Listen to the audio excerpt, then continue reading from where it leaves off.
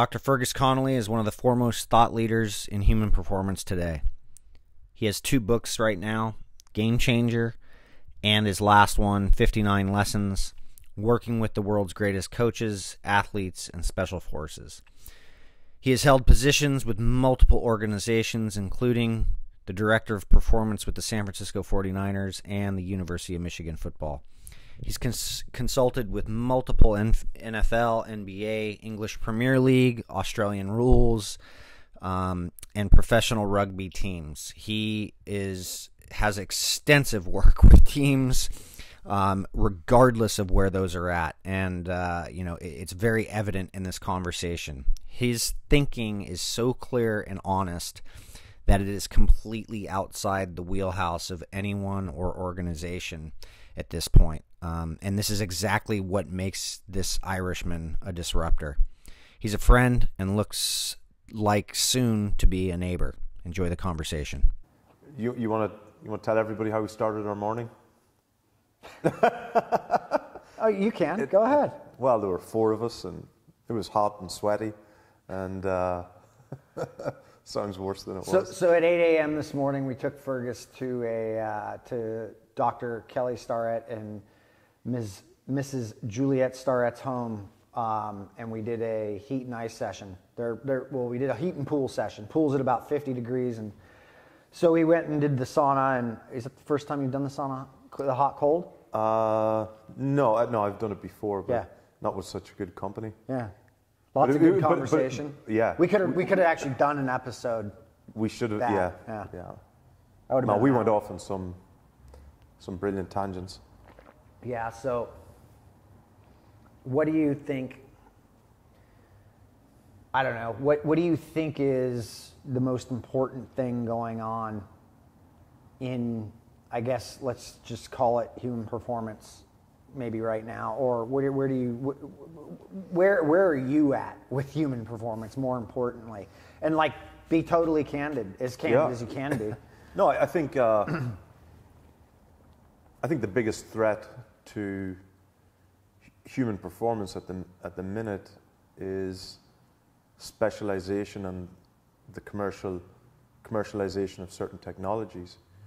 That's why sitting with people like you and Kelly and as generalists and asking the question, how do we solve a problem with a team or with an individual? That's our job. Our job is to make people better. The first thing is identify the right problem and then fix the problem. Where many others in the industry is they start from with a toolbox with 1 or 2 tools in it, whether it's a piece of technology or a system. That's not how this originated. As coaches, we had problems and we solved them, and we found the best expert. That's where, generalists are, hold the secret to improving performance.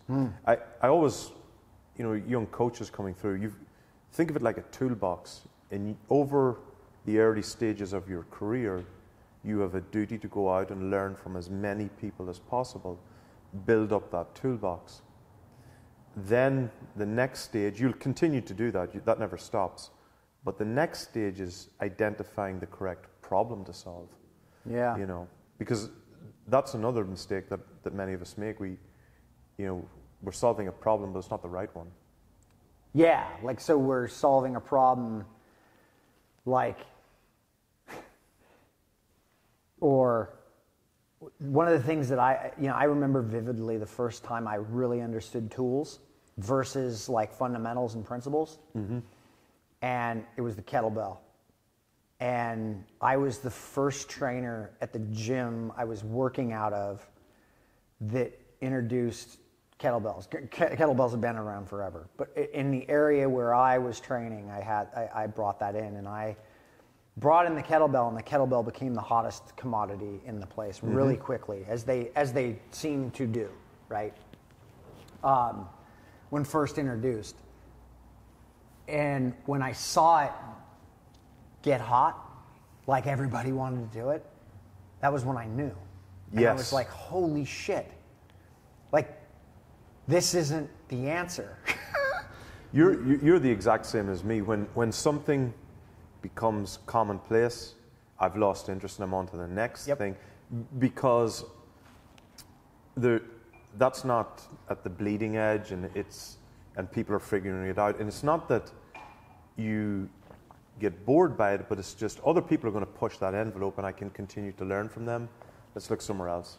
Yeah. And that was the other reason that, like last night and today, to find out more about, what you've learned from a breathing and the art of breath, and just the questions and the fascination, and then the crossover between the different disciplines as well. Like, for me, it's always asking the question, like, why is that happening? Like, you're telling me about things, and I'm trying to understand, okay, why does that happen?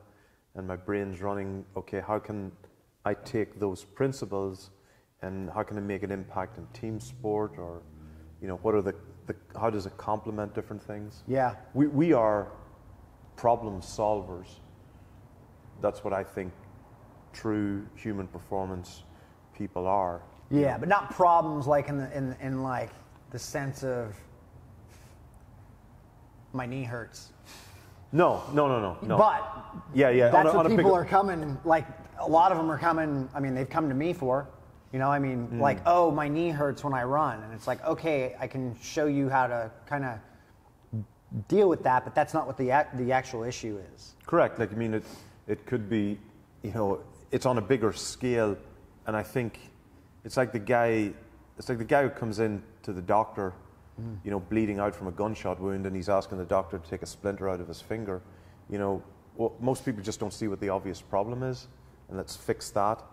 And that's, I think, problem solving, critical thinking, those skills they're more rare than you would think. Yeah. But I think technology is a challenge for us as well. Yeah. Yeah. I think, obviously, Dr. Andy Galpin and I wrote a book, Unplugged, about some of that, but I feel like technology is critical and as necessary as a lot of it is. Yes. Because it is. Yes. It's this double-edged sword that we don't understand how sharp that other side of it is. And meaning the responsibility that comes with the fact that I'm actually engaging in technology or using this technology to, and a simple thing that I would use with that is like heart rate, right? And tracking my heart rate with my running and keeping myself in specific zones for running when, that may not have really a whole lot to do with any particular, metabolic output that's going on, right? Yeah. I think, so my master's was in manufacturing, and a large section of that was on studying machine function, and you would run simulations on machines, and you would say, okay, these are the different pieces that are working in the machine. Each has a life cycle of this, so we can expect 0.8 failures on this piece of whatever. That's brilliant. You're gonna love that normal accidents book. Yeah, but then put a human in. Yeah. Who has mood swings, blah blah blah, and all of the formulas go to shit. Can I swear on this? Yeah. Okay, yeah, good. Yeah. So, okay. Fast forward 15 years, and you've got this rush to try and apply technology to humans, and it doesn't work in the same way. We are not machines. We've got emotions. We're complex. We've got lots of different multiple systems operating all at one time. We cannot be measured in the same way as machines, and that's where there will always be an interface. So when we talk about, people talk about AI and artificial intelligence, yeah, brilliant in some areas, but not when it comes to human performance. It's not going to happen, not in our lifetime. We don't need to worry about it. We need to get better at just using common sense before we worry about artificial intelligence. I've got this, I don't know that it'll ever go out, I've rewritten it probably 3 or 4 times, the complete totality of it. But it's a blog post that's like got 4 sections to it. It could be a book, but I'm not doing a book. Yeah. It's called Biological Confusion, and the fear of dying. And I feel like we've gone down this rabbit hole, and I've listened to a lot of people and read a lot on this whole thing towards AI, right? Like Yuval Harari wrote a lot about it. There's a guy by the name of Dr. Sam, I think, Takanen. He's an Israeli, and he's like one of the leading people on narcissism. And he's got like 4 PhDs. The guy went to university at like 9, right? But he also, here's what's great about this is you've got some kid, this guy who's this kid at the time. He's 9 years old, and he's got a 190. I think he got 185, and then he tested again at 190 IQ. So there's like 6 people on the planet, right, that have that type of IQ. And at home, he's got parents who are abusing him so badly, it could have looked as though he was, even though he's an Israeli, he's a Jew, right? He was in a concentration type camp setting. Like it was horrific, like pulling his veins out of his arms type of thing, like just horrific on looking at this guy's background. And the reason I'm getting into this is because we've kind of had a conversation about this to some degree yesterday about people who have been through adversity or hard times, but are actually highly intelligent, and they can get through that stuff, and those are the real kind of like what you're calling the sheepdogs, right? Yeah. And what Sam gets into about this whole shift is he thinks there's actually about 1 billion people lost right now that aren't coming back from this whole social media tech push, to where we're going over to this side that is, I think this is real socializing on social media. I think that AI, when it comes, I'm more than happy to completely hook myself up to it, to let it run me and my thinking and everything, regardless of what that means, like what could happen as a result of that. He believes it's this identity crisis. It's an identity crisis, because any human being who doesn't fall into this identity crisis would never actually hook themselves up to a complete overhauling of AI running things for themselves. That's it. Yeah, that's incredible. I think that, like, I worry for a lot of the young kids growing up today, and I'm 41, I ain't that old, but I do worry for a lot of kids who don't get the social interaction with their friends and get to hang out. And the big thing is understanding that you're not perfect and allowing kids make mistakes and get, like, germ theory, get dirty, get out there, fall, scratch your knee, get scars, learn, become, that's resilience, that's building that, and it starts in small doses and build it up, and let kids, fall off seats, and don't rush to pick them up. Let them dust themselves up. Let them figure cry. it out. So take this on a social level, where you've got people who isolate themselves, who are just exposed to images on social media all the time of perfectionism. So I get all this imagery of the perfect Brian Mackenzie all the time, and you know what I mean. And I don't know that, or I don't see him overcome struggles or disappointments. Well, that's not good for other people, or you know what I mean. You don't know what's going on in Kim Kardashian's private life in reality. Not that you care, but it's important for young people. But it's important for young people to see their role models and heroes struggle and overcome, not necessarily fail, but struggle and overcome, because that's what life is about. Yeah, I think that's it's interesting, because a couple of kids in the last couple of weeks were on their social platforms, and they literally said to their parents in front of me, "Mom, I'm socializing right now." And I was just like dumbfounded, because I'm like, this is socializing. Yeah. Here with your parents. Yeah. We think we're learning that being in front of that technology is what socialization is. And I've always found it odd that I, got some popularity on this social thing with what I was doing, and people like, and it's not that I have a lot of popularity, but I've got a decent some of it to where, like, when I go and we teach or we do something somewhere, I was telling you earlier, like, it's just odd that people want to take pictures with me and they've never met me. Yeah. Like, but they think they know you as well. Yeah, and I don't. But I don't. And I don't. I think that's cool. I think that's actually a good thing. Yeah, but it's like, knowing the real person.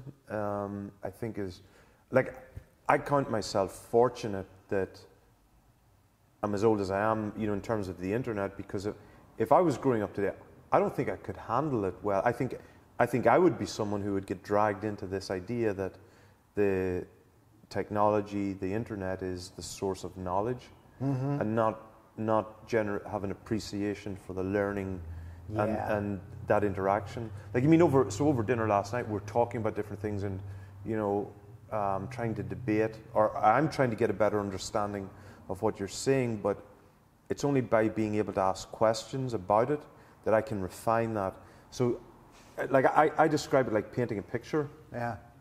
You will tell me something, and I'll form an image, or I'll read something or watch something, but it's really only through going back and forth and asking some questions that I can really refine that image for myself. Yeah. Like, I tell people the story about Charlie Francis. When I went to see Charlie first, I went with 20-something questions to get answers. This is what I wanted to study about running technique. And on the plane on the way home, I pull out the sheet of paper to go back over the questions, because I'd forgotten while I was there. I was just so enthralled. And I realized I didn't have an answer to any question because I wasn't asking the right questions. When I got there, all those questions were wrong. It was like with the interaction that I really started to learn. I wasn't asking the right questions.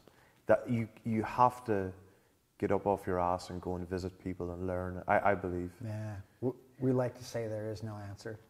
Yeah, no, there's just better questions. There's just better questions, and it's like the whole thing in the Matrix. Do you remember when Neo goes to the Oracle? Did you saw the Matrix? Neo goes to the Oracle, and she has him wait in the kitchen. Yeah. And there's that little kid there.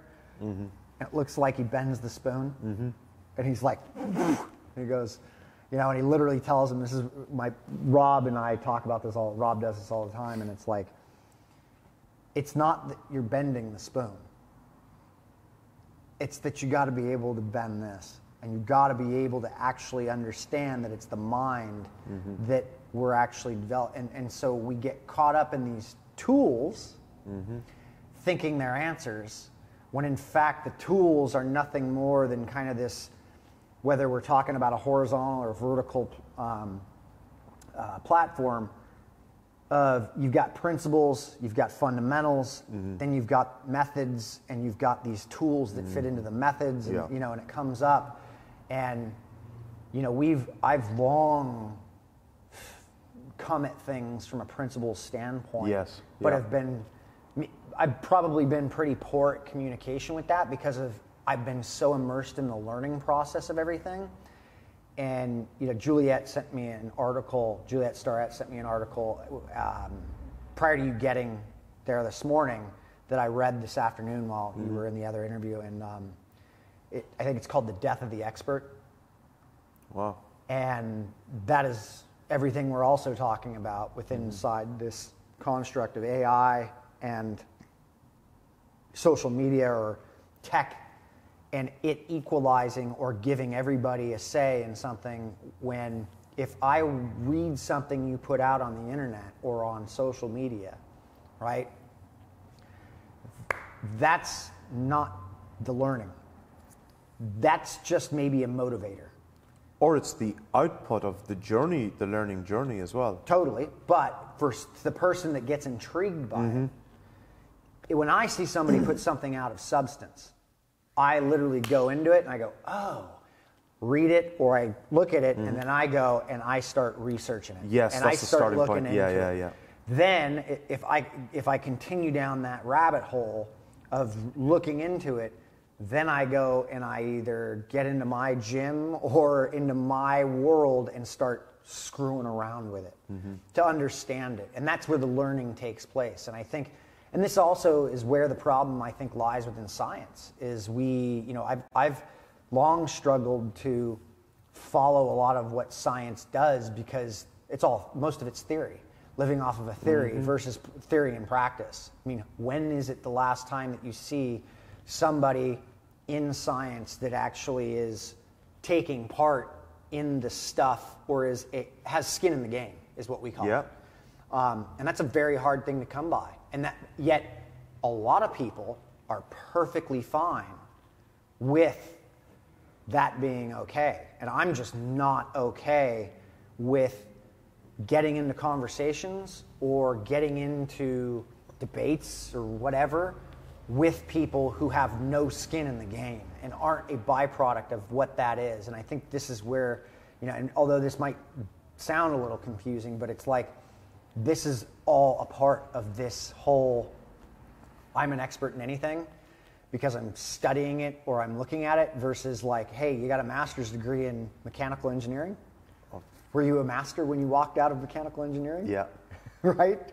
And that required some training and some, you basically that brought you into entry level to something, right? Well, one of the other challenges and that I've heard frequently in the corporate world, and this is universal, are that those students who come out now with PhDs or first-class honours, a number of CEOs have said to me, those are the ones that they avoid because they have a perfect score coming through, but they've not developed the soft skills, the critical thinking, the problem solving. And that's not a critique, like it's that they can do very well academically, but the skill set that's needed to be adaptable, critical thinking. So really what you're looking for you're looking for people who have failed, but who have kept going, not become discouraged, develop a better way of learning. Now, you can be a straight A student and be successful if you reflect on, it's about the reflection of the self-awareness, but it's rare. But the people who lose or fail or struggle tend to reflect more because they have to. Yeah. And so it's finding those. So the problem with the academic world is safe and secure, so it's more risky to go out on your own. Now the other problem is that if you take a piece of research that's written, I know the turnaround is a lot shorter, but the study was done 3 years ago. So at one stage, we were doing some studies with heart rate variability and cryotherapy, or with different things. And, there's a professor who would come in, physiology professor who would come in and oversee and help us. And he said, we got to write this up, we got to write this up. And I'm going, I have no interest in writing it up for two reasons. One is it's a competitive advantage. And secondly, by the time the paper's written, I'm onto something else. You can write it up if you want to. I just don't have the interest in it. I want the learning, I want the insight. Actually, I want the insight. Like, so some of the stuff we were talking about it's not a conclusion, like you said, it's not an absolute, but it gives you better insight into the body, how it functions. That's the trick. I think that's what sports science gives. It gives us an insight that allows us, that's what I find most fascinating. Yeah.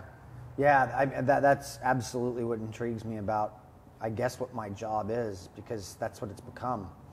Is just this learning experience that I'm more or less just going to end up sharing what it is I'm learning from this and putting it out.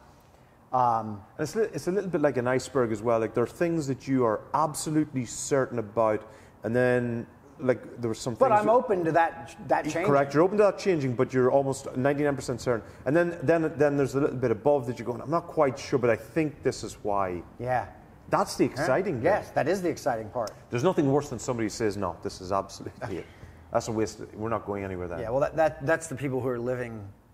There's nothing wrong with research. I mean, we just started a foundation for research, and because we want to scrutinize the work that we're doing. We want to figure out what it is across the boards what we can understand about this on a higher level, more so than in my garage, right? Yeah. But I think that it's important to understand that living your life by, which is what I see a lot of people do, especially in this industry, is living their life or their career through research. And the old adage of like you're 5 years behind, like you're literally, if you're following, you're 5 years behind what's going on. But this is why it's even more redundant now than ever before to have that just pure academic approach to problems, is that the technology now allows us to measure in a living lab environment. Yeah. We have so much technology that allows us measure in practice and produce action-based research. Lab-based research is irrelevant. Like I've, with one of the other groups outside of sport, I've had this conversation. Move away from your lab-based stuff.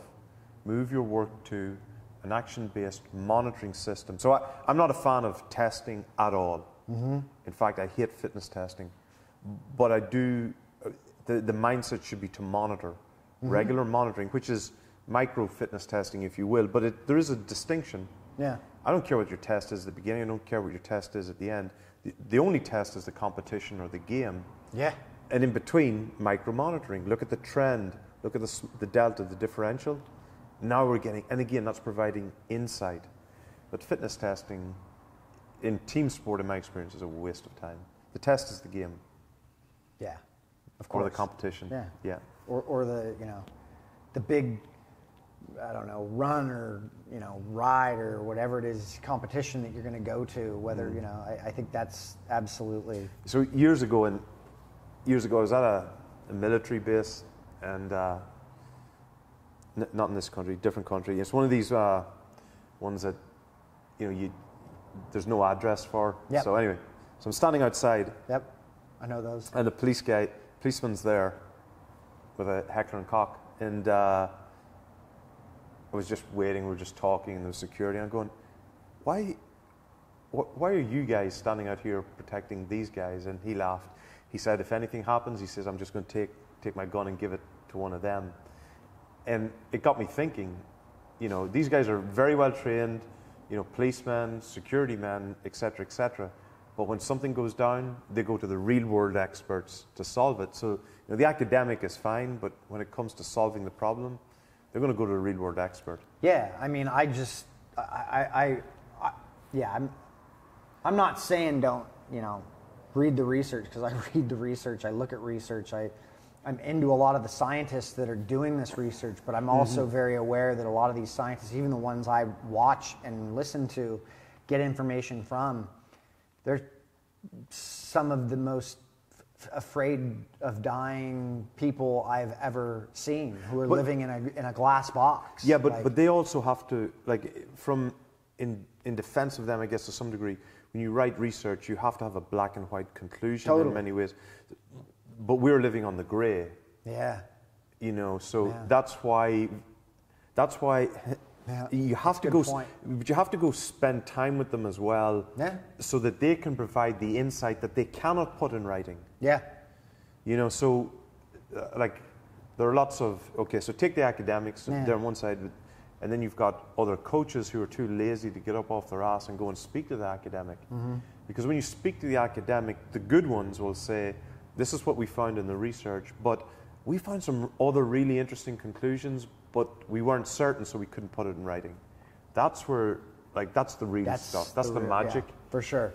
And then you can get to ask them, well, do you think it's a central nervous thing? Do you think it's an endocrine thing? Mm-hmm. And their insight, the grey stuff. I've actually had that experience in the last 3 years with some stuff I've been involved in, where you get the stuff that's going on that they can't write about it because it's not certain. Yeah. And they think and they're not sure. But I can go run with that. Yes, exactly. Or what you can do then is you go to another researcher, another expert, and you go, I was speaking with Brian, and he thinks it's this. What do you think? And then that's where it gets interesting, and you pull it across, and you pull out these fibers, and you you're starting to construct again this painting, gives you better insight. It's about painting this richer colored picture, more and more insight, and that's what's fascinating. Yeah. You know, and I think the generalists are the secret to the future.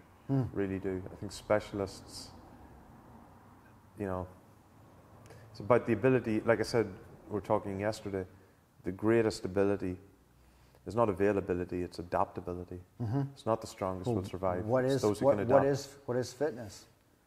Yeah, it's the ability to adapt. Like, I mean, That's it. yeah. That's it. That which can adapt to the most things the fastest. Yes. Right? Yeah. You know, I mean, that is actual fitness. You know, and that's what will survive. Yeah, it's. You know what would be interesting with all the great athletes, right, that you've worked with, and if you go back through, and if you're able to go back through their career, I guarantee you not one of them was the best in their class, not even the best in their family. Reminds me of the joke about the Beatles. Did you ever hear of that band, the Beatles, right? Right, okay, but they used to say that Ringo Starr, The Irish band, right? The Irish band. Well, hey, most of them were of Irish descent in England. Of course they were. But the joke used to be that I am. Ringo Starr wasn't. Somebody said, you know, or some of the Beatles said Ringo Starr, he's not the best drummer in the world, and the joke came back, he's not even the best drummer in the Beatles, you know, because they used to go back in and redo the drums after he had finished. But I think that if you go back and look at many of your elite athletes, they initially, the failings and the struggles that they went through are what kicked them on later in their career to become true greats. Yeah. I mean, I can look at my own wife, and I look at her childhood and everything. Her brother is easily the most, I hate using the word talent because I don't think talent exists, but the most potential of any human being I've ever encountered athletically. Whether we are going to go do some sprints, whether we're going to play a sport, whether you're going to do some, you know, like long run or whatever. I mean, the dude just can do it, and he'll do it like that. And Aaron grew up with that, and Aaron is... Those are the guys you want to trip as they're going Oh, past. yeah. I mean, I remember being in London at the Olympics, and we were waiting for Aaron's race day, and we were staying in some house, and we decided to do some sprints, some hundreds, as we were talking about earlier, out in front of the flat, the flat that we were running, and he hadn't fucking run in 6 months, and 3 or 4 in, we were doing a 100 every minute for like 20 or 30 minutes or something, right? So it was just 100 meters, and then it doesn't matter how you come in, just every minute you're leaving. 3 or 4 in, he's beating me. And I had been in shape and all this stuff, but that's what Aaron grew up with, right? And, you know, she went to the Olympics. She went twice. And he's running 100s with his brother-in-law. Exactly. And, you know, and I don't think that's a failure at all on his part, but I mean, that's what, you know, to your point, that's what she grew up with, is a brother who, he played football at Cal. I mean, football at Cal is a big deal, right? Like, you know, but, you know, it's just, yeah, that stuff makes sense, a lot of sense. And the other thing then is the timing of when those stimulus, you know, when you had that failure or that struggle, you know, because sometimes you can get it at the wrong time and it just knocks the wind out of you. Or, you know, so for example, you might get, if you've too many struggles to overcome and you don't have the right people around you to support you, you might just go, you know what, I'm going to go in a different direction. But certainly, I think if you don't have enough hardships, struggles, challenges to overcome, your future is going to be tough, because life is, if you don't get it through sport, you're going to get it through life. And if you're not ready for it, you're in big trouble. Well, that guy, Laird, is probably the most well-equipped, put-together human being I've yet to experience. And he went through more struggle and shit growing up as a blonde, white kid in Hawaii when he did. And, you know, I mean, he was around all of this stuff. I'm not going to tell his story. His story's out there, and there's documentaries on him and all that stuff. But if you go watch that stuff and you see that stuff, you also see why a guy who's, you know, 54 or 55 now, I think it was just his birthday, but is so put together at this stage in his life, and he's still pushing the boundaries of what people actually can understand about the human body at his age. Yeah. Like, I mean, the most interesting people that I enjoy being around are those who have come through different things, who've struggled. Like, I mean, and I truly believe, and I mean this in the best possible way, that they are the most dangerous to the world because they know they can get through stuff. Yeah. You know, and speaking with Erin this morning, like, I mean, like, she truly will be dangerous and also will be able to impact so many other people, you know, because she's, like, I mean, talking about the transition from what she's done to where she's going to go and finding that passion. Like, she will be like, you know, somebody described me like, you know, like a high-powered weapon. She just needs to be pointed in the right direction, and then it will be powerful. Oh yeah. And that's why, you know, people who go through those things can, you know, develop that resilience. And it's about that constant refinement and understanding what the world is like. I think it's, you know, I had this conversation with Kelly as well. That's where you start to, that's where you can help a lot of people, I think, you know, and that's, you know, that's the role of sport. Yeah, I think that is definitely, I mean, that's been my experience, is that's how you do help people, is you actually see or get through your own bullshit or struggle. And, hey, here's what I went through. Yeah, and it helps you understand it again, because it's like trauma, it's like a car accident or whatever. If you just ignore it completely and don't learn, it's going to bubble up later on. So you gotta, I'm not saying you dwell on it, but you gotta process it. Yeah. And then by sharing it with someone else, you're processing it again, and you're better prepared then to deal with whenever it comes, because something is going to happen again. Yeah. You'll always go through trauma. You better be ready for it, and you better be ready for the next time and the next time. But every time it comes afterwards, you're a little bit better prepared. Yeah, yeah, of course. I mean, this was that was my experience with endurance sports, was literally figuring out, like, I went the whole long, slow distance approach and loved it and enjoyed it, and then just hit some real walls with it, but wasn't learning anything from that. So in terms of your career, you started primarily with the long, slow distance? Oh yeah. I mean, even though I was like I was a short course sprinter in swimming, and I played water polo, right? But the coach couldn't get me to swim over 100 yards. Like, I was just like, fuck off. Like, that's just not happening. I don't want to swim that hard, that long. And he's like, well, no, the 200, they finally convinced me, like, when I got to college for a little bit, to do the 200, but they were like, oh, you just don't swim it as hard as the 100, and you save yourself some more. And they taught me how to swim the 200, and I learned how to pace a little bit. But I got roped into doing a triathlon, like, I think it was like 2000, 2001. And the only way that these guys were training was long, slow distance. Granted, it was a short course triathlon. So it was, you know, like an 800-meter swim, a 12-mile bike ride, and a 5K run, right?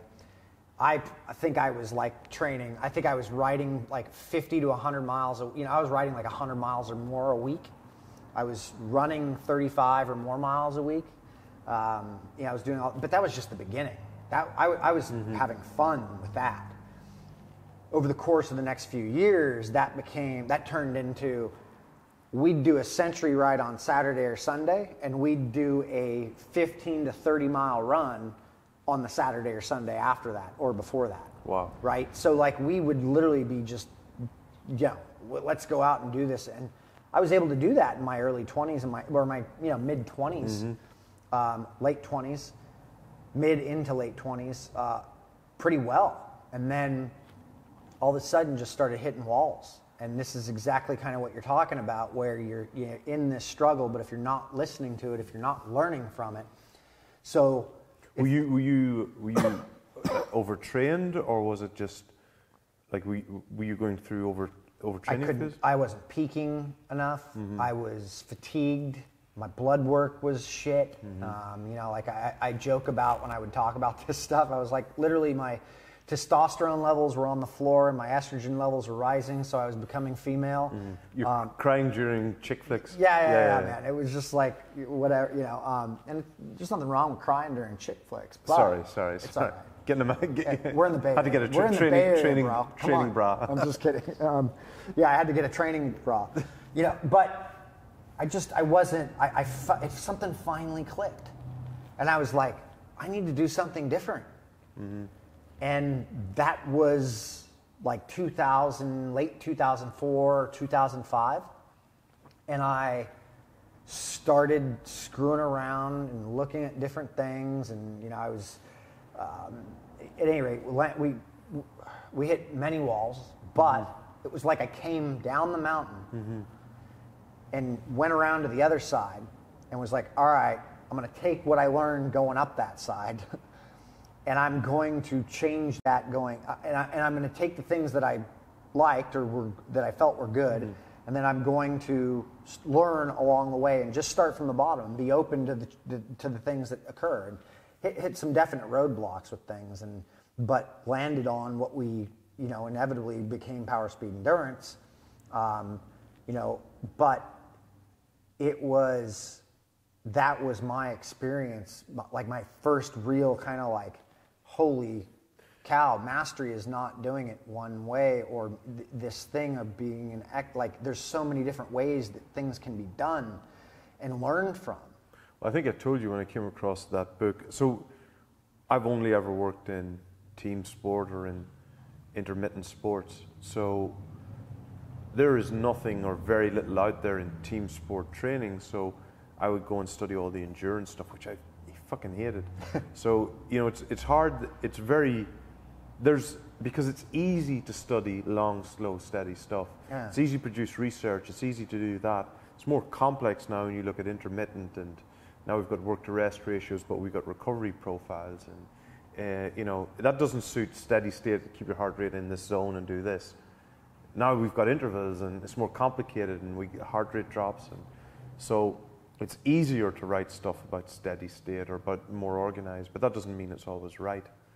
And what, I remember Dr. Squat, I remember reading some of his stuff, and he had looked at, the change in the myocardium and heart rate change. There are lots of different things that are thrown up that don't quite make sense. But as we learn more and more about how there are many ways to skin a cat, that's what's interesting. I just find the whole area interesting. Yeah. And just exploring different things. Yeah, but I was only trying to like codify the point you were making about, going through something difficult, but not learning from it.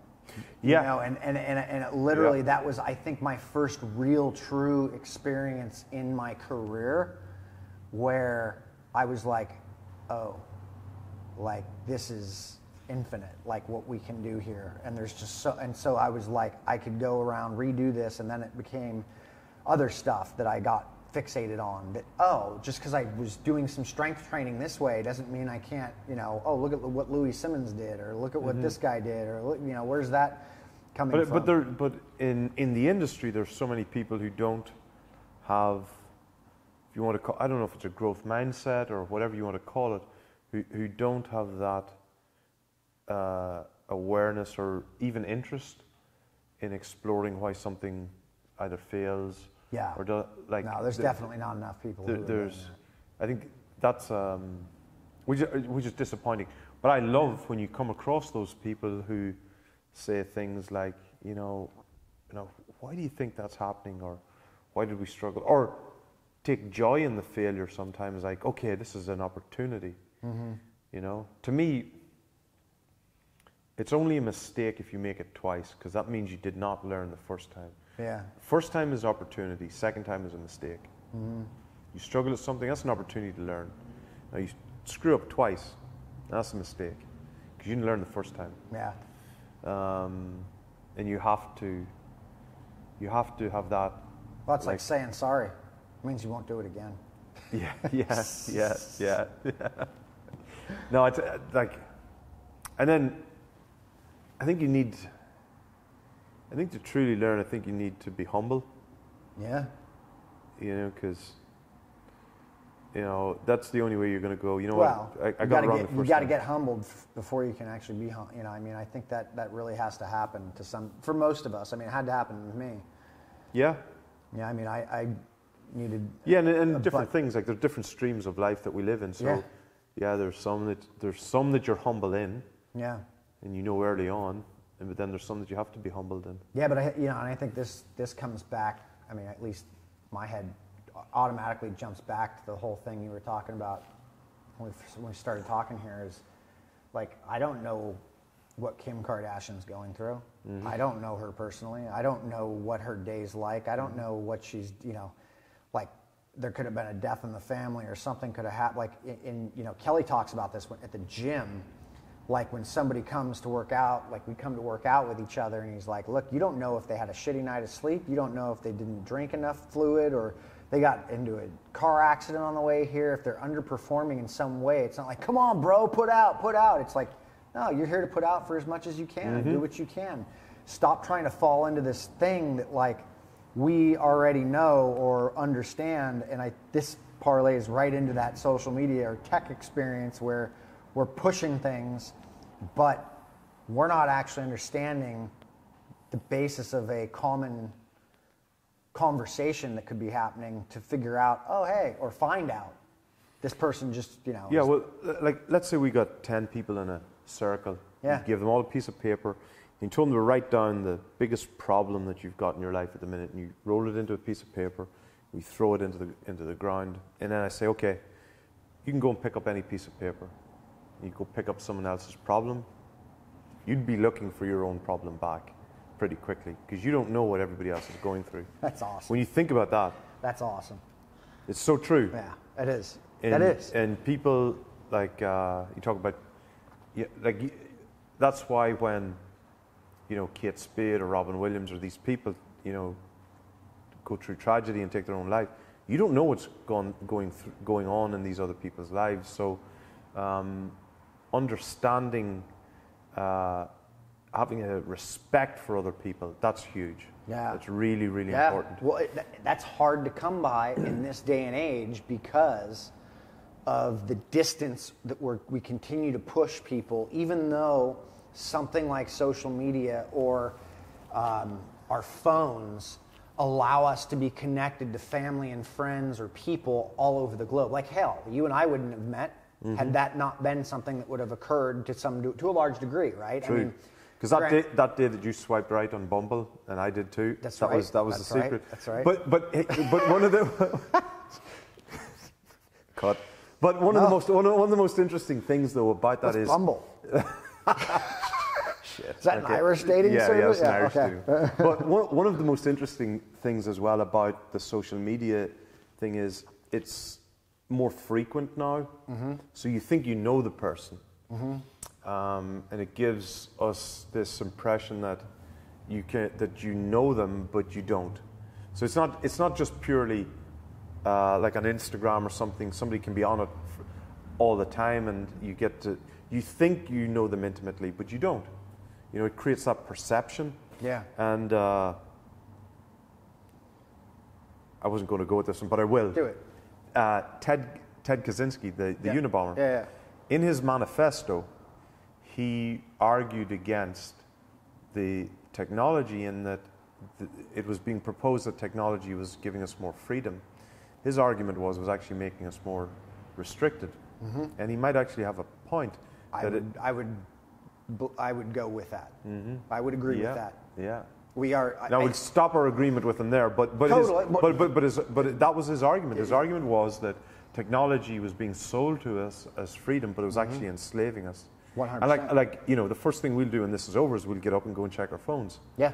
You know, and who's controlling Well, who you've at got this an stage. appointment to go to. And Yeah, I've got a wife at home. Yeah, I've got, you know, things and like, you know, yeah. But there's a balance. There's a balance, and it's being careful not to be enslaved to something else. Yes, but this is the whole premise of that that blog post I'm working on biological confusion. Is I'm really trying to hone in on what my experience and what my learning's been about coming back to our innate or our intrinsic abilities to literally dissociate ourselves from our own biology because of the convenience and the ease of things that we have, like social media or like tech telling me, hey, if I walk 10,000 steps today, I've done my fitness or I've done my activity for the day.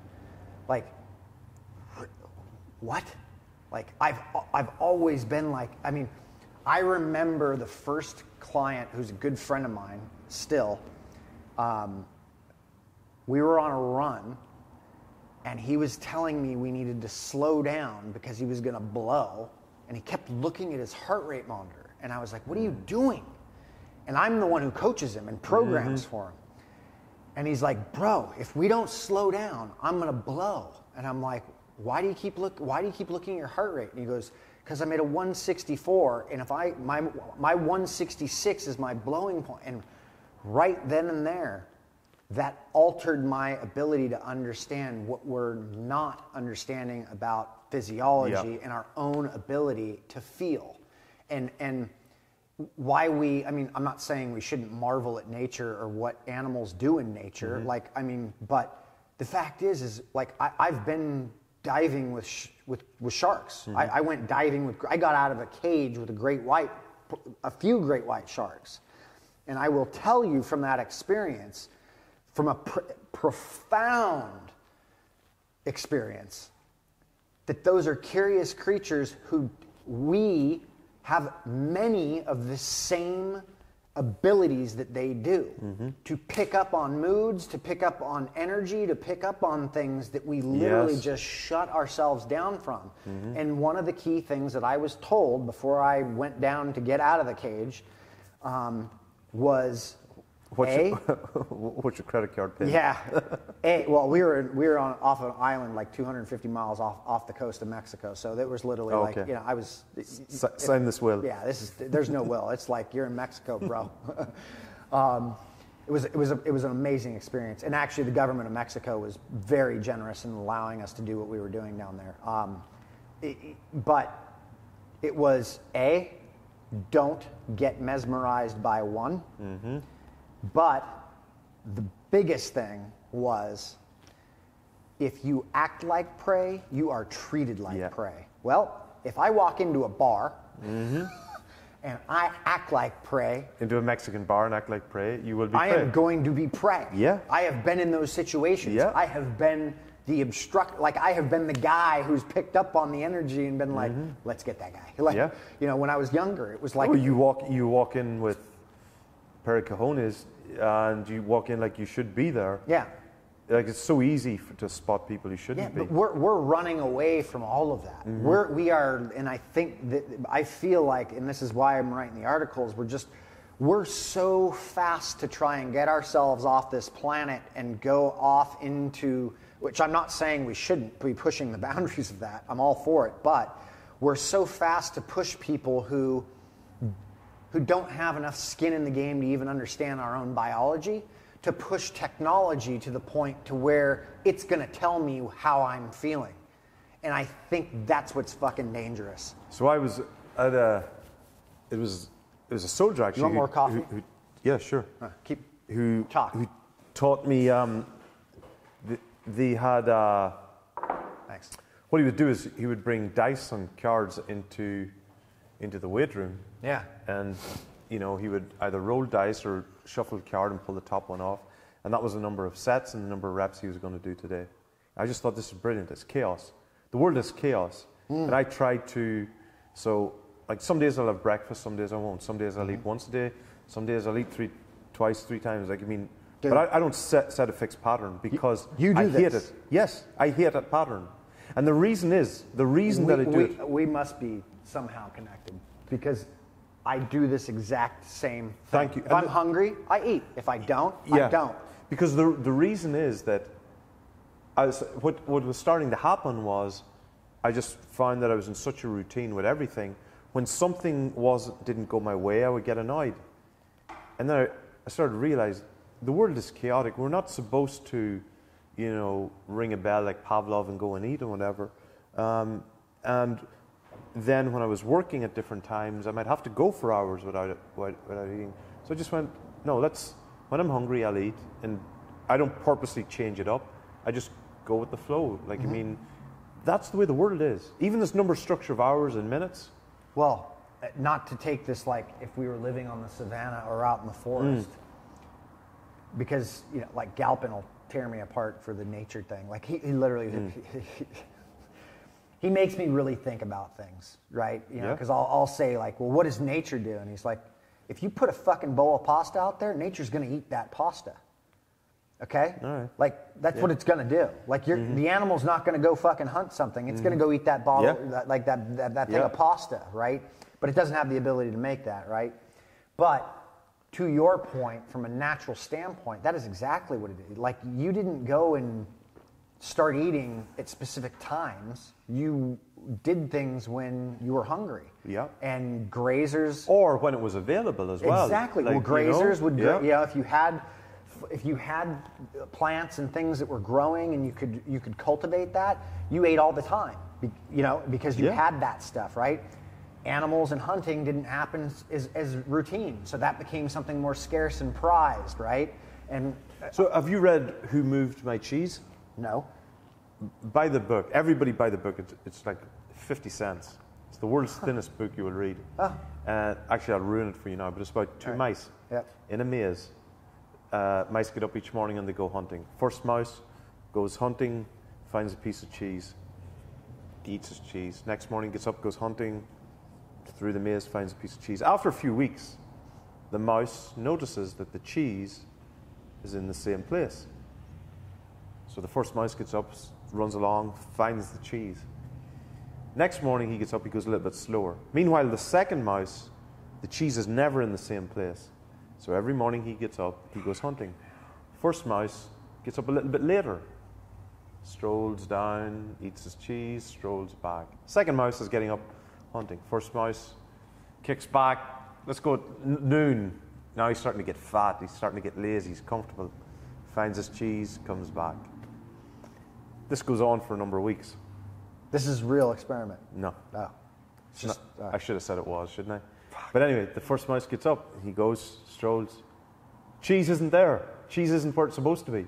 Panics, he freaks out. He starts scurrying around the maze looking for the cheese. But now he's depressed, he's fat, because he's got lazy, he's lost his hunger. Whereas the other mouse never gets comfortable, It's a very thin, small book, and that's the moral of the story is just don't get comfortable. Be comfortable being uncomfortable, because that's the way the world is. That's one of Aaron's mottos is, yes, I'm getting too comfortable. Like, just don't get too comfortable. Never rest on your laurels. And, I love that story. But you have to find, so let's get going even deeper. Yeah, The three things that I've been considering recently are pleasure, happiness, and contentment. And I think the secret, I've come to the conclusion we should be on a mission to find contentment. Not happiness, because happiness doesn't exist permanently. We get dips of happiness moments. Pleasure is a thrill, which can be dangerous. But it's finding contentment. And so I think helping children find contentment in life and find contentment, and and contentment is about being happy in those moments that are not always at their peak. We have to be to enjoy life. So I think that's important as well, that we help people find contentment and enjoy the moment. You don't always have to be, at the top of your game. You don't always have to be, So I think that's really, really important, particularly like we were talking earlier today for high achievers, because sometimes people, if they don't feel they're happy all the time, they get really down, depressed about it. Just enjoy things. Enjoy the moment. Enjoy life. Yeah. Yeah, man. He says with a depressed look. No, I can't disagree with that. I think that's the problem is you're not supposed to be happy all of the time. Oh, man. Oh, I'm so over that. Yeah. That whole thing, and it's like, fuck. Like, you're not. No. You know, and it's just like, you're not supposed to be depressed all the time either. Correct. You're not supposed to be anxious all the time either. Correct. And if you're not, if you are, what are you not learning from or addressing that, you know, and I realize that, like, look, you know, I don't know everybody's story, and there's more to what people are going through and their problems and things like that, but we all struggle. We all have trauma, especially as fucking children. Like, it's not just the kid growing up in the ghetto who's got who's got a mom and a father who beat him and who left, and we've all got traumas, and we all learn survival skills as children in order to cope with that stuff. And, you know, in some circles of psychology, it's like it goes back to the womb and even, you know, being firstborn and how you're setting that stuff up into dissociative or behavior or into, like, you know, the volatile reactor or whatever, you know, how we were talking about that earlier. But it's like, you know, these things get put into play as we grow up. You know, and parts of us don't grow up. And I think this is where we start, you know, like, you know, this is where I find it very interesting, because people like athletes, athletes get subjected to this a lot, and people don't understand this because we glorify athletes to a large degree. I would say, by and large, most athletes I've had the opportunity to work with, other than maybe somebody like Laird Hamilton, who's dealt with more struggle than anybody I know, use those traumas to fuel what it is they do from a performance perspective. And it allows them to get great. And in any instance where somebody has not dealt with trauma or some sort of issue, and you're given fame, you're given power, or you're given money, it gets magnified to some degree, or it upticks a level. I think and it becomes more difficult to actually deal with or understand where the trauma might be sitting or it might exist, right? Yeah. I mean, I had to do stuff. I've been in therapy. Like, I've been with therapy. You know, I mean, I work with therapists. I work with mentors, things like that. I've been doing this for 25 years now. And it wasn't until this last year that we finally were able to crack the I have a daddy issue thing. And it wasn't even a big, like, I've had a good relationship with my father, but it was like literally, and I've worked with some profound people, but it was me actually going into and digging that up and it becoming what it was to me, for me to kill something that allowed me to stop using that trauma or the behavior associated with the reactions that has elicited in my daily behavior. We see, I think as well, I think it's, so some children can go through very tough or unusual experiences, but they may not notice it, or it may not bother them. Oh, yeah. But it prepares them for life in the world. In other words, it may not be abnormal. Yeah. The challenge is where the child going through those experiences knows that that's not a right or proper experience. That causes severe trauma. Yes. So sometimes the first kid that I described can actually excel in life because they don't, that's just normal, that's just life. So they learn those resiliency skills early on and go on. It's when you do something or know something that it's not that way, that sets, it's PTSD, that's what it is. Yeah. You're involved in an experience that you know not to be right. Yeah. And that's what a lot of, the comment talking about yesterday, do terrorists get PTSD? I mean, that's what we're talking about. Yeah. Like, I mean, if you truly believe in, so for example, if you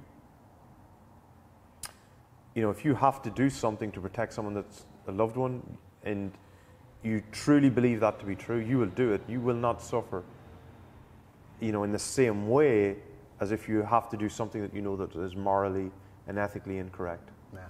And those are, and sometimes you get some elite athletes who have some incredibly tough experiences growing up, and they will, it prepares them in a way, it sets them up in a way to attack life that normal people don't ever get that opportunity to. Like I think of Larry Bird. Yep. Father took it, very, very poor background. Father, died when he was very, very young, took his own life. And then, he is from a really small village in Indiana and ends up then arriving at the Celtics with a damaged finger, so he's about to shoot left-handed and all of these things. But to him, very early on, this was just life. Life was going to be tough. Mm-hmm. Whereas sometimes you get children who are given out of a silver spoon, mm-hmm. and then they face tough circumstances, they don't know how to overcome them. So, that's... Absolutely. I also look at this and I'm, and by all intents and purposes, people would have looked at me as though I didn't deal with trauma. I didn't have any real issues per se, mm-hmm. but there were specific things in my own behavior based off of the work that I do, right? Like, so I got into breathing, right? Like, you do enough breathing, where you're really into the breathing, you're going to be made aware of some shit, Yes. You will.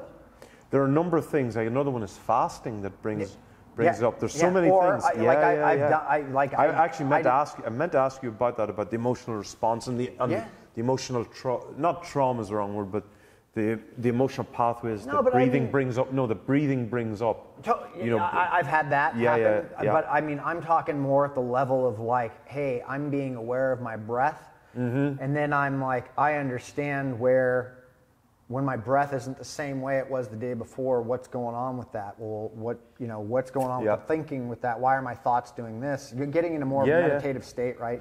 I've done some transcendental, mm-hmm. breath type work stuff. I've done the psychedelic, traumatic work mm-hmm. stuff. Have you tried ayahuasca?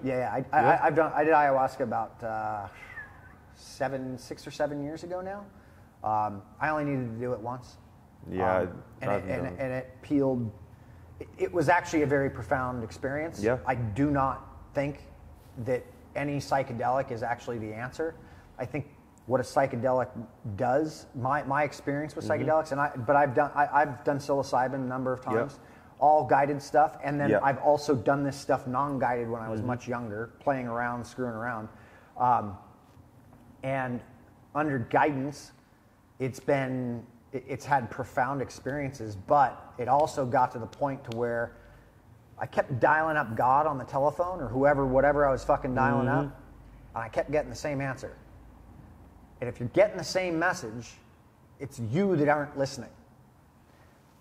And so I just wanted to start listening to what it was I was getting, from this experience. And I got it, right? But mm-hmm. even then, I wasn't getting to the root of a lot of the stuff. Like, I wasn't a bad person. I got along with everybody. Mm-hmm. I had great social interactions, but there were micro things where I'd get upset in traffic or I'm pissed off about something, and it's like, why am I pissed?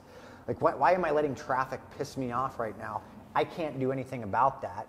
Just minor things like that.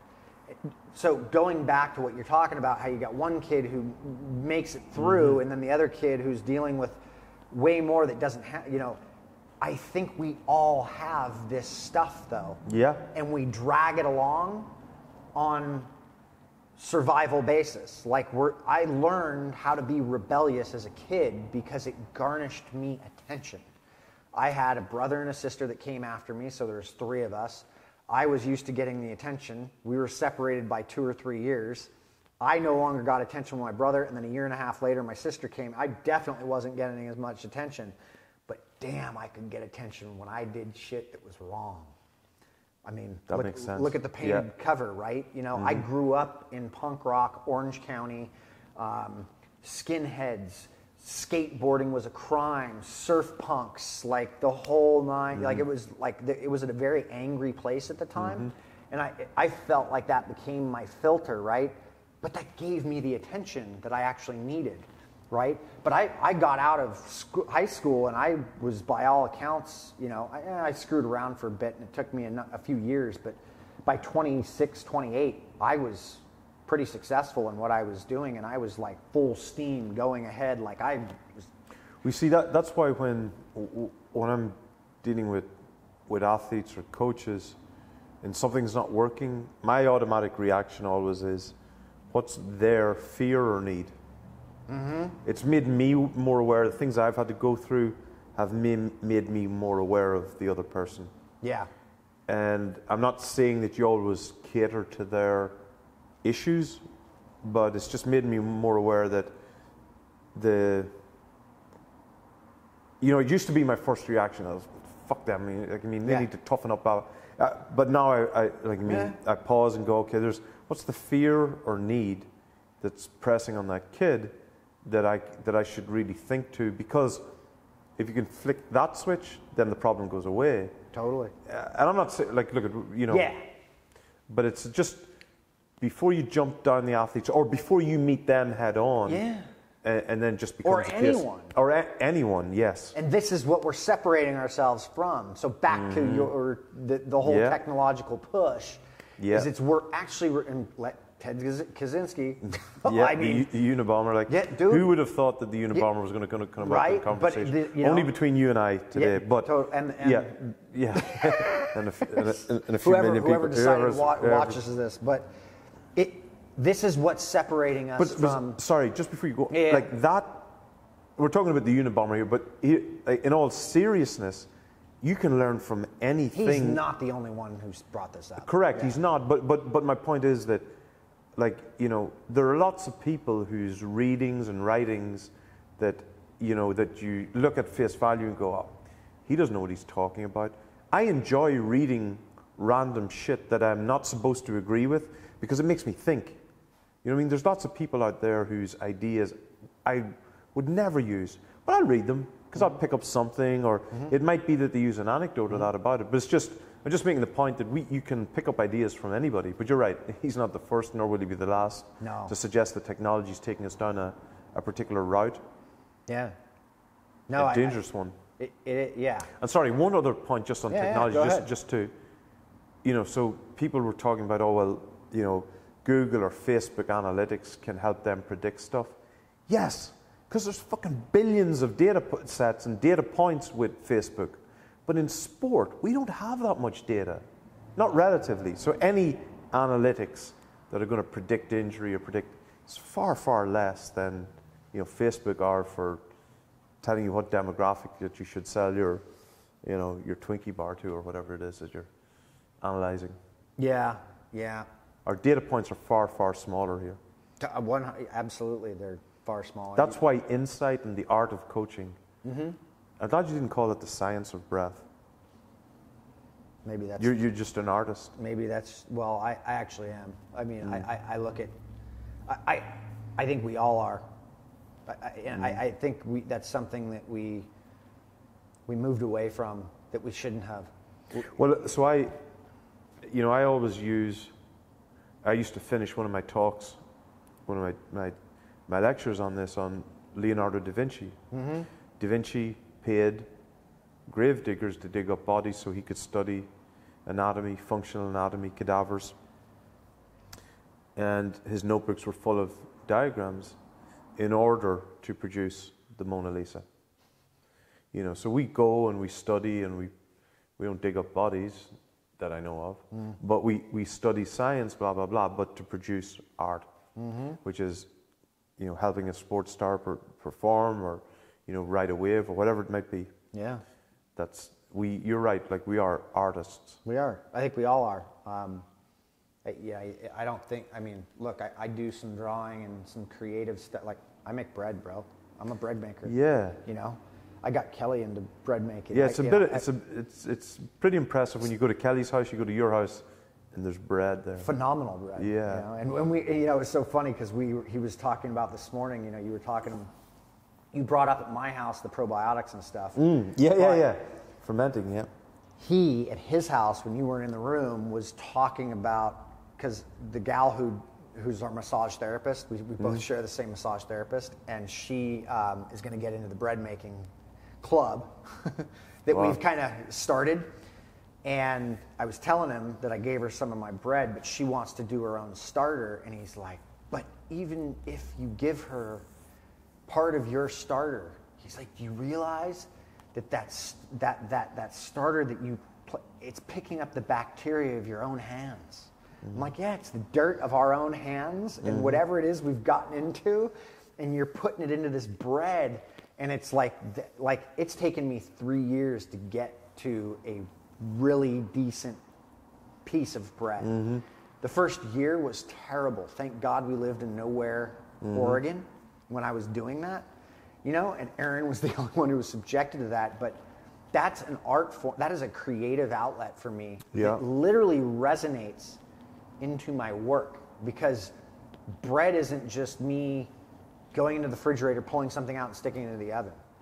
Bread is me going into the refrigerator, taking something out, getting it to kick back, turn back on, start to cultivate, start to metabolize things, feed it, get it to move in a specific way, then mix it with the type of things I want to do, I want to play with, watch that rise, move it again, watch it rise again, and then go, oh, now's the time to stick it into the oven. That's a full day, man. But that's why, like, I mean, I think... Or two.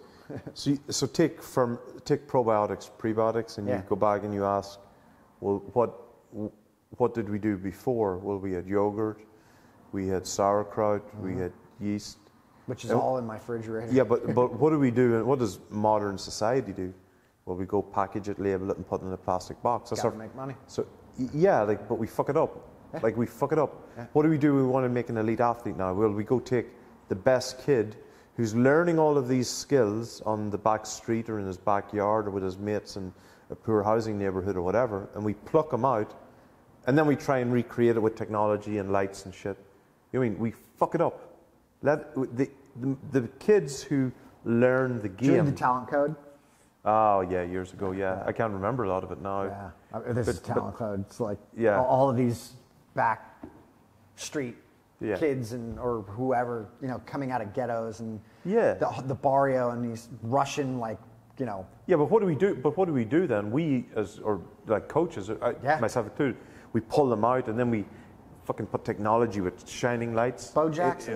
Come on, just let them play the game. Yeah. Play the game, and that's why that's where that critical thinking, that observation of just look at like, you mean, people watch. Good coaches can watch an athlete and they see two completely different things, and really it's about, can I create an experience that lets that kid learn? Yeah. And shut your mouth, coach. Let him learn. Be very careful about intervening. Absolutely phenomenal. There's two guys, but it's no wonder why they work together. Dan Pfaff and Stu. Yeah. Yeah. Yeah. I mean, I've watched practice with them. Yeah. Stu's okay. Yeah. No. Stu and Dan are very good, and I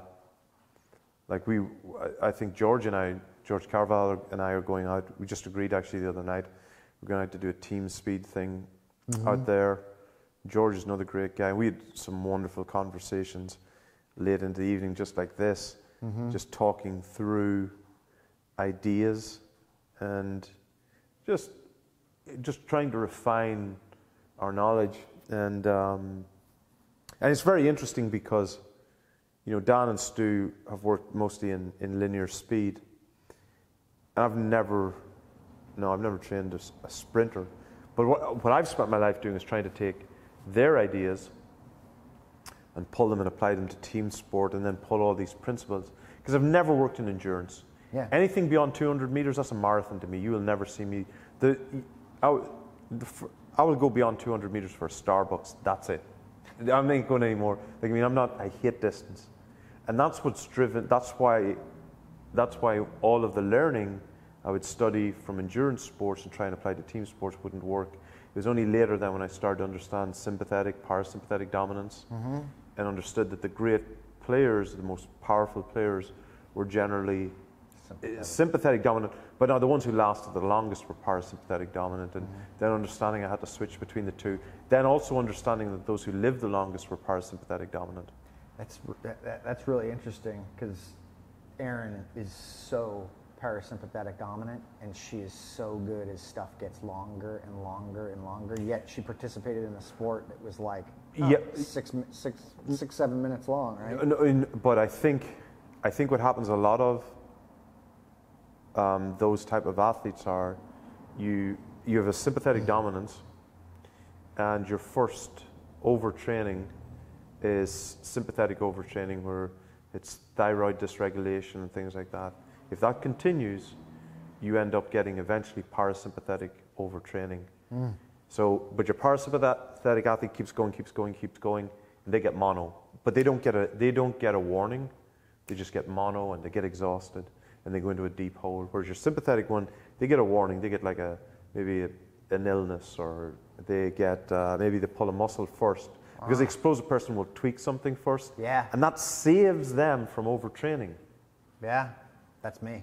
Yeah. I was the sympathetic dominant endurance guy. And, I was the same. Every time I would hit, I didn't get thyroid, but I got serious warnings. Yeah, I would, like I break wouldn't bones, sleep. pull muscles. Yeah. I couldn't sleep. Yeah. If I would overdo it, if I'd overshoot it, overreach it, I wasn't sleeping that night. Like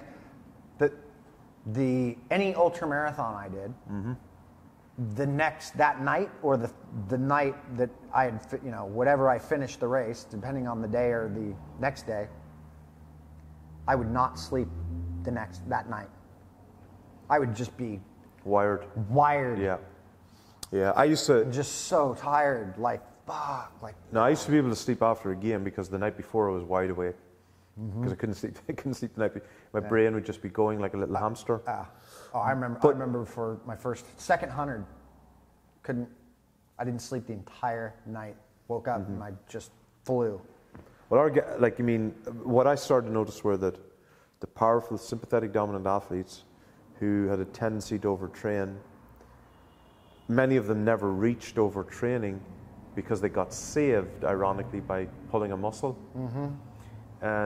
or they came down with something, and that actually saved them from mono or a severe overtraining issue. Whereas your parasympathetic dominant person, who particularly in endurance sports, when they overtrain, severe overtraining, they're done. It's a long road back for them, and you're talking about severe depression and everything. It's just incredibly hard. That is very interesting. Yeah, that's the way I used to look at it. Some guys would get annoyed about an injury or tweak, and what I started to notice were the sympathetic dominant ones would get sudden little illnesses. Parasympathetic dominant ones would get more Achilles, groin, insidious injuries that would build up over time because of just their nature of the personality. Sympathetic dominant ones would tweak, pull something because of more explosive, powerful bum, more irritable personality, strive for coffee. Hamstrings and calves. Yes, hamstrings and calves. But your parasympathetic one would get the Achilles injury, or a joint issue or pelvic issue. Not always, but just a general guideline. And then, sympathetic can't get off to sleep. Parasympathetic can't get up in the morning because they go into a deep sleep. Parasympathetic would sometimes get. Have you read polyvagal theory?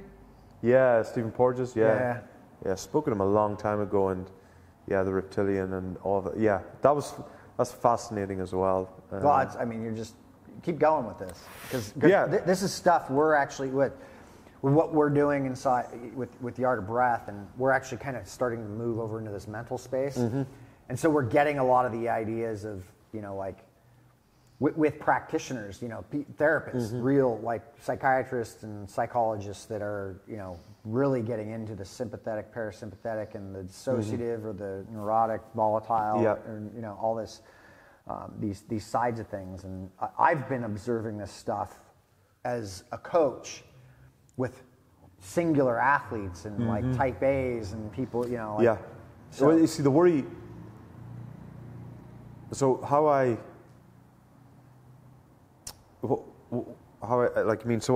would take some team sport guys, and we would go through.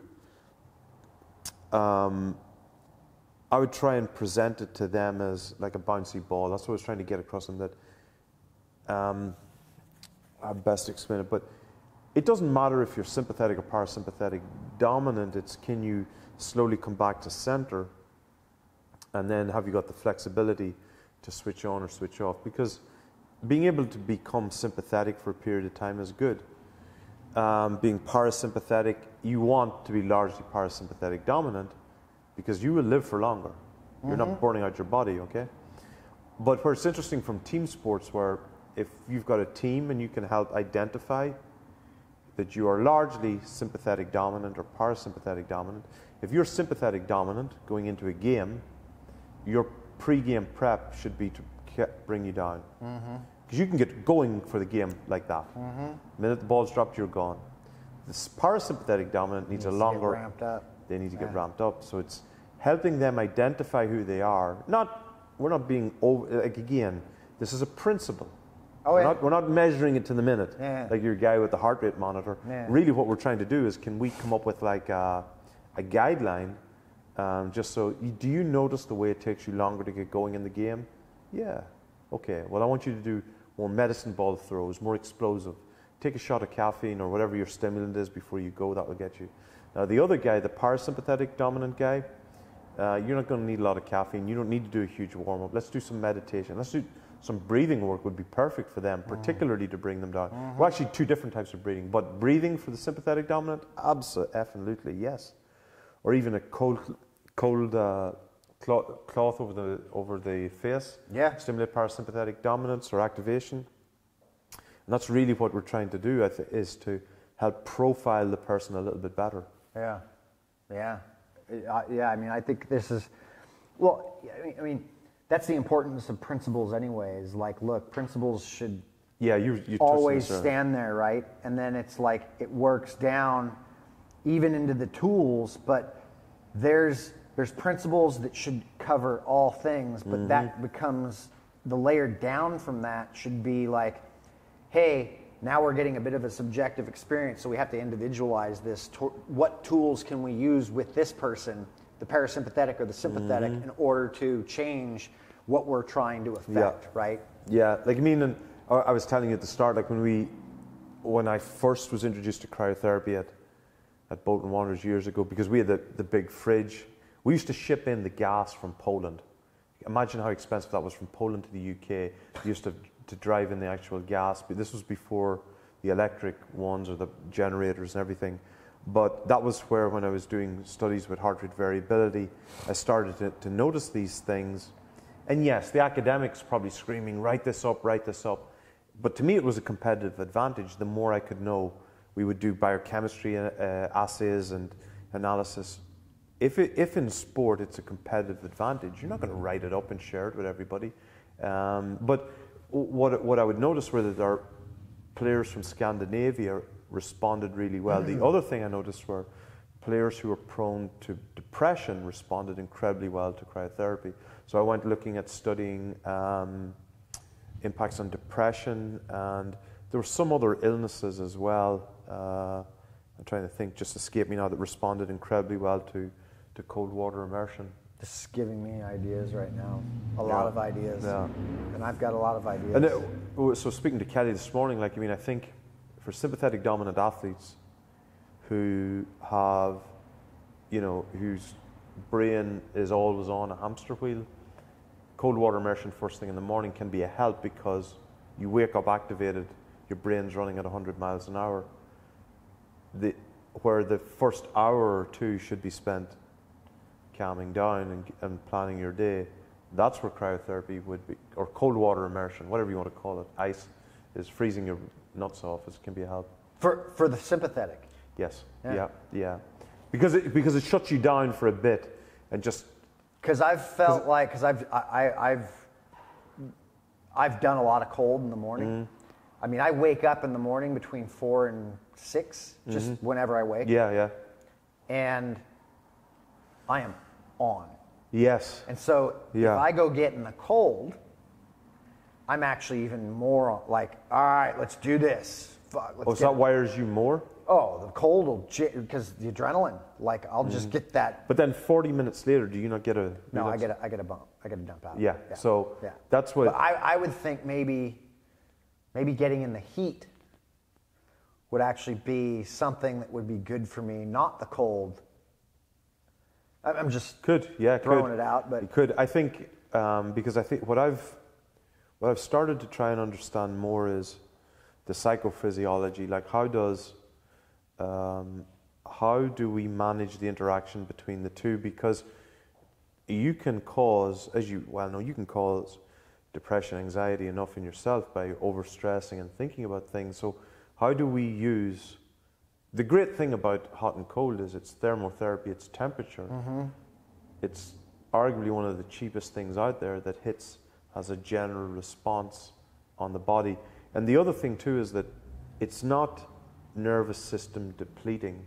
Mm-hmm. It's nervous system resetting because it triggers the body on a general sense, but it doesn't deplete the body's central nervous stores. You can still perform, maybe not immediately afterwards or whatever. No, but you've not depleted the body. It's not being if like I do it sprinting. the night before, the next day I'm going to be okay. Yeah. There's so much to learn, to understand, and like it's multidimensional because there's so many different elements, that can affect the nervous system and understanding how it functions and how it recovers. Mm-hmm. But I think the whole area of psychology, psychophysiology, how the two interact, I think that's one of the next frontiers, like Porges' polyvagal theory, understanding the reptilian system, also understanding how, adrenaline and cortisol, and how, how you can manipulate mood, ensuring that the environment is generally a positive environment for athletes can affect and encourage or negate, cortisol production. Yeah.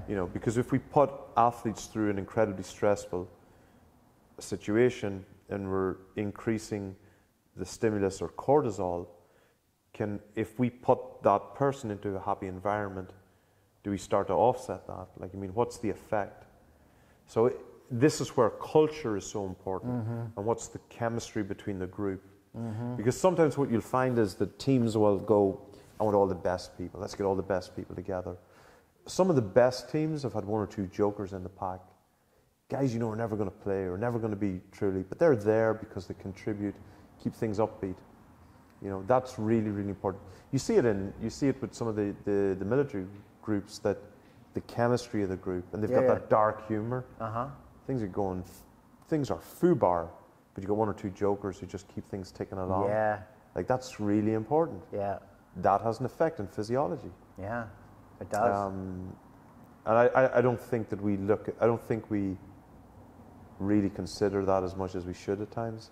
Yeah. Oh, I wholeheartedly agree. I definitely think the mental side of it all and understanding the physiological connection to that, so the psychophysiology of it. And the humor. Yeah. Humor's, that's got to be a part of every, And I'm guilty of getting just too serious about stuff and not, not me.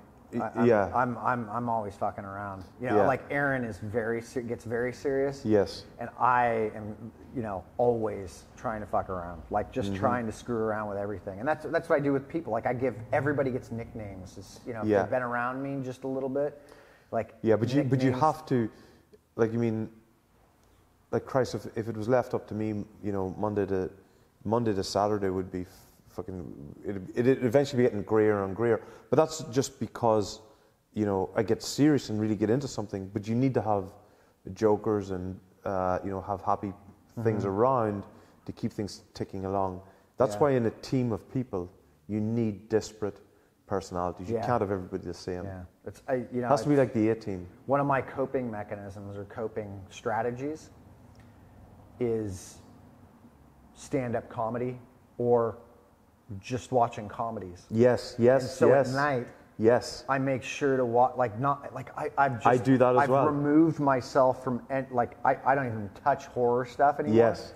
But I don't like too serious of movies very often. Like I just like to keep it humor. And so at night, I literally am transforming my psychophysio. I feel this change that I put onto myself, and it literally just lets me forget about all the serious stuff or stuff that I think I need to be getting done.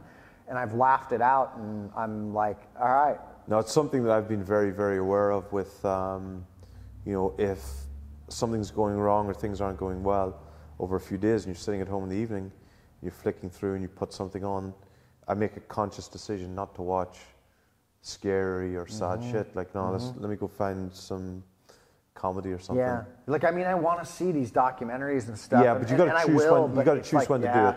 Yeah, like, I mean, we went because that's something that subconsciously you will do. You will be drawn to. Yeah, like that World War I documentary that. Aaron was talking about. Peter Jackson just did. Was, I mean, that just was intense, man. You know, and I mean, wow, you know, and but I really wanted to see that, but it was so in. It's the same with music as well. Yeah. Like, you know, you don't want to be, you know, listening to Kurt Cobain when you're in a bad mood. Like, I mean, no, you know, it's not like go, because it was interesting. Like, I mean, different people when they would get in my car and stuff, and they would put on. There was a friend of mine who had some kids, and when they would get in the car, they would put on their iPhone or their music, and it was this upbeat, happy music. And that's when I started to notice the difference between just being around and having that the impact that music can have.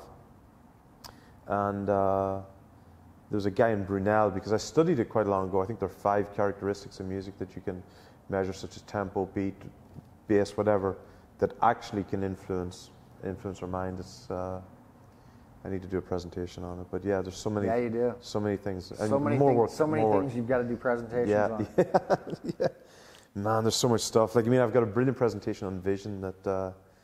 But again, these were all things that over the last 15 years that, to me, were a competitive advantage. Now that I don't have any interest in working full time with a team again, but they were all things I would put together. Like, and this is where. And just taking the vision one as an example. A player would drop a ball or two, might happen twice. Coach is going, vision's a problem. Okay, so we go and we study vision. Then we did fucking vision tests with everybody. Vision wasn't the problem. So now you're realizing it's not vision, it was nervous system fatigue or it was something else. Like, it's not the most, this is going full circle back to what we spoke about. It's identifying the correct problem to solve. Yeah. Not just solving, we're doing vision tests with guys. And well, it was irrelevant. Dr. Huberman has talked to me a bunch about this, but that's what they measure at the VR lab. They want to be measuring pupil size because pupil dilation is the fastest way to know when you're sympathetic or parasympathetic. That's right, yeah. And there is a group, there's a group, some of the guys at NASA actually that I've been with who, that's what they were looking at. Now, the other thing that we looked at with them, and we didn't go into it in enough detail, was the latency. So eye tracking. So when the dot moves, how quick then does your eye follow it? Yeah. So what? Now, again, these things are great in theory. How do we make it work in practice? Yeah. And the other final interesting thing that just on vision, Yeah. there are world-class snipers who are colorblind, Oh yeah.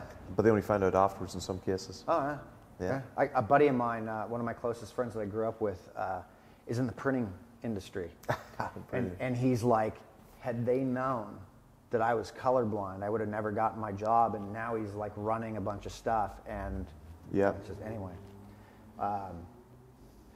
Cool, man. Well, It's been a pleasure. dude. We got to do this again.